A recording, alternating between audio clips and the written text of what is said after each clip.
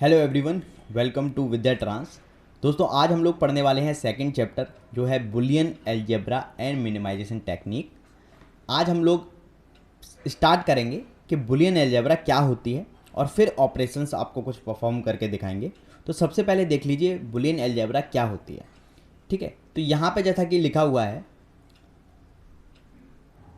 कोई भी logic function है, कोई भी आपके पास लॉजिक फंक्शन है और उसको आप सिंबॉलिकली रिप्रेजेंट करना चाहते हैं, तो जिस अलजेब्रा का यूज़ होगा उसी को हम लोग कहेंगे बुलियन अलजेब्रा। ठीक है, अब यहाँ पर आती है कि लॉजिक फंक्शन को सिंबल के रूप में अगर रिप्रेजेंट करना है तो बुलियन अलजेब्रा का यूज़ होता है। तो लॉजिक फंक्शंस क्या होता है, ये एक बात यहाँ पे आती है। तो लॉजिक फंक्शंस भी देख लीजिए क्या होता है। जो बाइनरी ऑपरेशन परफॉर्म किए जाते हैं with the help of 0 and 1, उनको हम लॉजिक फंक्शन बोलते हैं।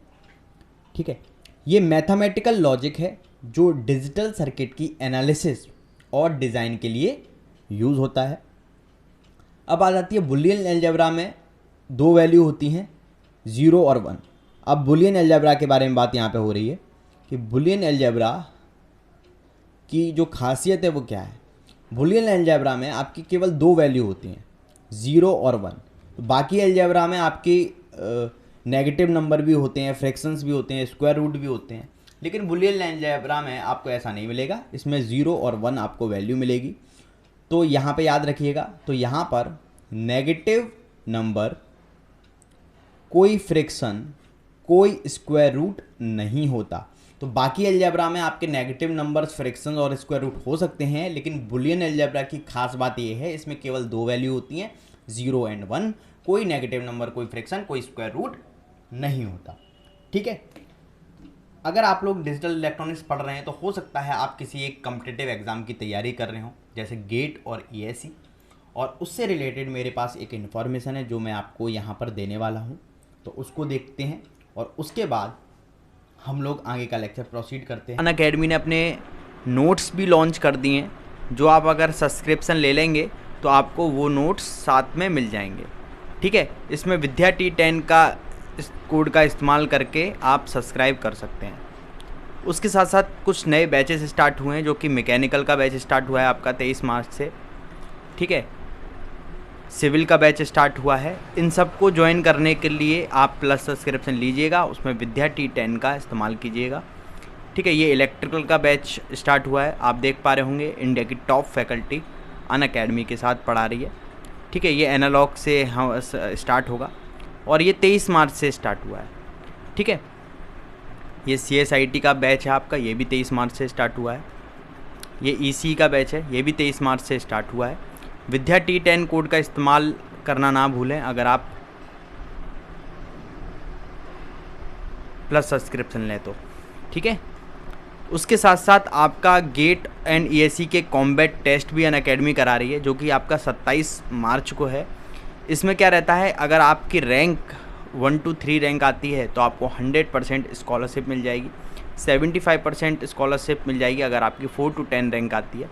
ठीक है, तो इसी हिसाब से आपको स्कॉलरशिप मिल जाएगी। तो आप अगर स्कॉलरशिप लेना चाहते हैं और फ्री में क्लास भी करना चाहते हैं तो आप अनअकैडमी प्लेटफॉर्म पर कॉम्बैट के लिए रजिस्टर्ड कर सकते हैं। रजिस्ट्रेशन लिंक मैं आपको दे दूंगा डिस्क्रिप्शन में, और कोड का आप इस्तेमाल कीजिएगा विद्या T10 का।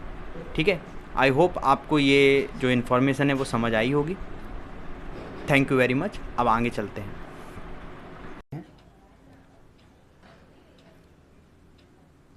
चलिए, अब हम लोग बात कर लेते हैं एंड ऑपरेशन और ऑन और ऑपरेशन की। ठीक है, तो बुलियन अलजेब्रा में इनको हम लोग कैसे हैंडल करते हैं ये हम लोग देख लेते हैं। तो सबसे पहले देखिए एंड ऑपरेशन के बारे में कि अगर A.A है तो आपका जो आंसर आएगा वो आएगा A। ठीक है, A.0 है तो जो आपका आंसर आने वाला है वो है 0। ठीक है, तो सिंपल आप अगर मल्टीप्लिकेशन का रूल है उसी तरह से इसमें फॉलो हो जाता है। तो अगर A.1 करेंगे आप, ये देखिए ये सिंबल्स हैं और ये डिजिट्स हैं, आपका आएगा A।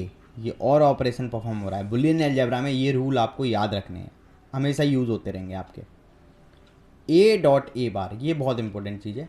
अगर ए डॉट ए बार आप करते हैं तो आपका क्या आएगा, 0 आ जाएगा। ठीक है। अच्छा, A dot zero is equal to आपका 0 आ रहा है, इसको नल लॉ भी बोलते हैं। नल लॉ, नल लॉ मतलब अगर आप किसी एक नल वैल्यू से एंड कर दोगे तो आपका आंसर 0 ही आएगा। इसको आप लोग बोलते हैं आइडेंटिटी लॉ। Identity law.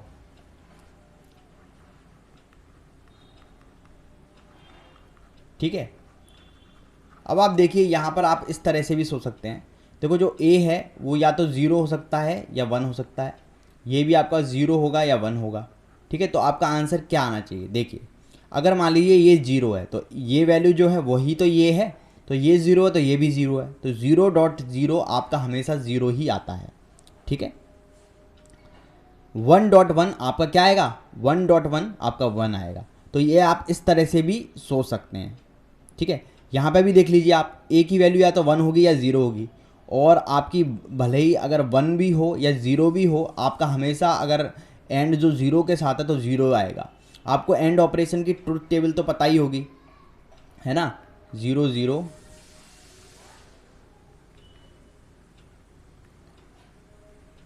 ठीक है। एंड ऑपरेशन करते तो 0 0 0 1 ये आता था। ठीक है। अब देखिए यहाँ पे 1 है या ए की वैल्यू 0 है, दोनों ही तरीके से आप करके देख लीजिए। 1.0 आपका 1.0 आपका हमेशा 0 ही आएगा, या 0.1 कर लोगे तो भी आपका 0 आएगा। ठीक है। A.1 इज इक्वल टू ए आपका रहेगा। ठीक है। A.1 इज इक्वल टू ए रहेगा। इसको आप कैसे वेरीफाई कर सकते हो, ए की वैल्यू एक बार 0 रख के देखो, एक बार 1 रख के देखो। ठीक है। तो 0.1 इज इक्वल टू क्या आ रहा है, 0 आ रहा है। तो 0.1 इज इक्वल टू क्या आ रहा है, 0। और ये 0 है क्या, ये बेसिकली ए है। ठीक है। तो 0.1 इज इक्वल टू 0 आ रहा है, इसका मतलब 0 ये है क्या, ए है ना। इस तरह से आप सोच सकते हो इसको। अगर ये 1.1 होता, ए की वैल्यू अगर 1 होती तो 1.1 क्या आता आपका, 1 आता। ठीक है। तो ए क्या है, अभी 1 है, तो ये भी ए है। समझ रहे हो आप, समझ रहे हो, हाँ वैसा ही है। A.A is equal to 0। ठीक है। यहाँ पर आप देखिए ए की वैल्यू अगर मान लीजिए आपने 1 मान ली, ए बार क्या होता है, जस्ट अपोजिट होता है, तो जस्ट अपोजिट मतलब 0 हो गया। तो 1.0 यहाँ से देखो 1.0 0 है, 0.1 आगे पीछे भी हो जाए तो भी कोई फ़र्क नहीं पड़ता, 1.0 भी 0 आएगा। ठीक है। ए मान लो 0 है तो 0.1 भी क्या आएगा, 0 आएगा। तो ये हमेशा आंसर 0 रहता है। तो ये आपकी थिंकिंग प्रोसेस में ये चीज़ें चलती रहनी चाहिए। ठीक है। तो आप इसको देख सकते हो, A.A होगा तो A.0 is equal to 0, A.1 is equal to A bar is equal to 0। A क्यों दे रखा है, ए एक तरह से वेरिएबल है जिसकी वैल्यू 0 हो सकती है या 1 हो सकती है, तो उस तरह से आपको सोचना है। ए मतलब 0 होगी या तो वैल्यू, या 1 होगी। तो एक जनरल फॉर्म में इसको लिख के दे दिया आपको एक बार में, कि ताकि आपको इतनी सारी चीज़ें चेक करनी ना पड़े। अब इसी के फॉर्म में हम लोग करते रहते हैं ऑपरेशंस, अभी देखेंगे। और में देखिए, और में अगर आप देखेंगे तो a प्लस ए, और में अगर आप देखेंगे तो a plus A is equal to आपका रहेगा a। ठीक है। a प्लस 0 आपका रहेगा a plus 1 is equal to आपका रहेगा, बताइए क्या रहेगा, 1 रहेगा। क्योंकि आप देखो ये या तो 0 होगा या 1 होगा, और कुछ भी हो जाए इसकी वैल्यू या तो 0 होगी या 1 होगी। तो अगर 0 हो तो भी ठीक, 1 हो तो भी ठीक, 0 का 1 से और करोगे तो भी 1 आता है, 1 का 1 से और करोगे तो भी 1 आता है। ठीक है, समझ रहे हो? तो a plus A bar is equal to 1। ठीक है, तो 0 अगर मान लो इसकी वैल्यू मान लो 0 है तो ए बार की वैल्यू क्या हो जाएगी? 1 हो जाएगी। ए बार जस्ट अपोजिट होता है। ठीक है, तो ए बार की वैल्यू 1 और इसका आपने क्या कर दिया? और कर दिया, तो 0 प्लस 0 और 1 इज इक्वल टू होता है 1। इसकी टेबल आपको पता है। और को अगर एक लाइन में रिप्रेजेंट करें तो क्या होता था? अगर एक भी इनपुट 1 है, अगर, मेरे साथ साथ बोलिए, अगर एक भी इनपुट 1 है तो आउटपुट 1 आएगा। क्या होता है? अगर एक भी इनपुट 1 है तो आउटपुट 1 आएगा। तो यहाँ पे देखिए केवल ये 0 आएगा, बाकी सारे 1 आएंगे। ठीक है, ये एंड की टेबल है, ए बी, ये आउटपुट हो गया। आउटपुट इज इक्वल टू ए और बी। ठीक है, तो आप देखिए 0 और 0 0 आएगा, 0 प्लस 0 और 1 1 आएगा। तो यहाँ पर इसी अकॉर्डिंग आप देख लीजिए 0 और 1 इज इक्वल टू 1 आ रहा है, 1 और 0 1 आ रहा है। ठीक है, I hope this thing is clear to you. ठीक है, और कोई भी डाउट हो तो पूछिए। आई होप आपको समझ आ गया होगा।